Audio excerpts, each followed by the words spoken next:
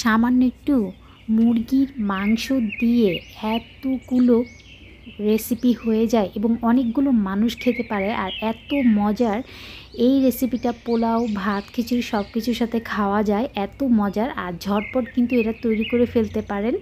আর এখানে আমি চিকেন নিয়েছি 1 কাপের মতো, মুরগির মাংসগুলো ছোটো টুকরো করে কেটেছি, 1 মুঠের মতো কাজু বাদাম আর 1 কাপের মতো পেঁয়াজ বেরেস্তা, আর সামান্য একটু আমি কিশমিশ নিয়েছি।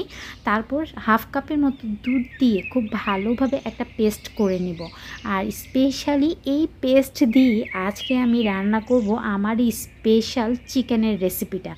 এত মজার এই রেসিপিটা আমি খুব ভালোভাবে পেস্ট করে রেখে দিয়েছি একটা সাইডে। আর এখন ওইটাতেই আমি কিন্তু ধুইনি জাটা, ওইটাতেই আমি চিকেনগুলো প্রথমে কিমা করে নিয়েছি। এই যে দেখুন, আমি কিন্তু সবগুলো উপকরণ ব্লেন্ডারই করছি।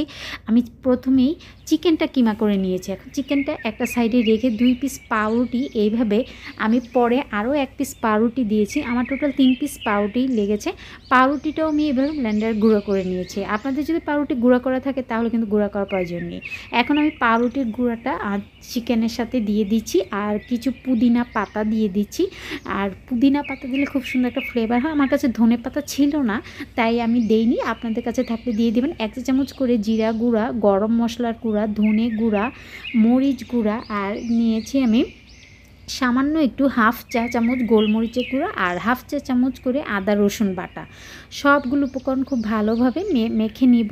আর এই পর্যায়ে চাইলে আপনারা একটু সয়া সসও দিয়ে দিতে পারেন, 1 টেবিল চামচের মতো সয়া সস। এখানে আমি একটা ডিম নিয়েছি, আর ডিমের পুরোটা দিব না, পুরোটা দিলে এটা খুবই নরম হয়ে যাবে। আমি অর্ধেকটা ডিম দিয়ে আবার খুব ভালোভাবে মেখে নিব। আর স্বাদ মতো লবণ দিয়ে দিচ্ছি। আমার কাছে মনে হচ্ছে লবণ একটু কম, তাই আর একটু দিলাম। লবণ দিয়ে খুব ভালোভাবে মেখে নিব। মেখে নেওয়া হয়ে গেলে আমি দিয়ে দিচ্ছি ঘি। এখানে আমি হাফ টেবিল চামচের মতো ঘি নিয়েছি, আর ঘিটা দিলে খুব সুন্দর একটা ফ্লেভার হয়। ঘিটা দিয়ে খুব ভালোভাবে মেখে নেব। এখন আমি ছোট বড় গোল যেরকম আপনাদের পছন্দ আপনারা চাইলে সেই রকমই করে নিতে পারেন। আর এই যে দেখতেই পাচ্ছেন চিকেনগুলো আমি একটু লম্বা করে রেডি করে নিচ্ছি।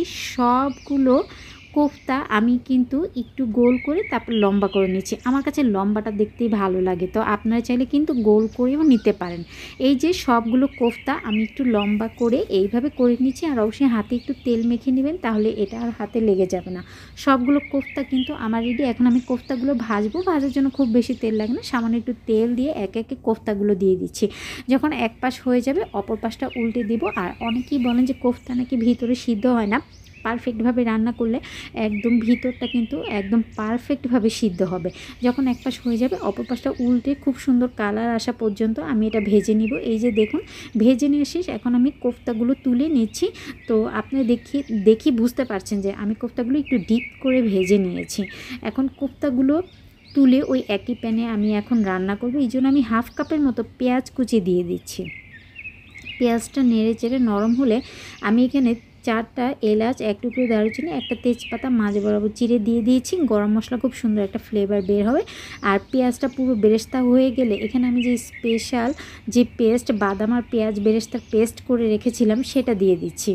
আর এটা দিয়েই আজকে আমি রান্না করব। এত মজার এই কোফতাটা হয়, একদম মনে হবে যে এটা দিয়েই শুধু আপনি ভাত খেয়ে ফেলতে পারবেন। এখন আমি দিয়ে দিচ্ছি মরিচ গুঁড়া 1 চা চামচ, আর 1 চা চামচ ধনে গুঁড়া, 1 চা চামচ জিরা গুঁড়া, আর গরম মশলার গুঁড়া আবার 1 চা চামচ দিয়ে দিয়েছি।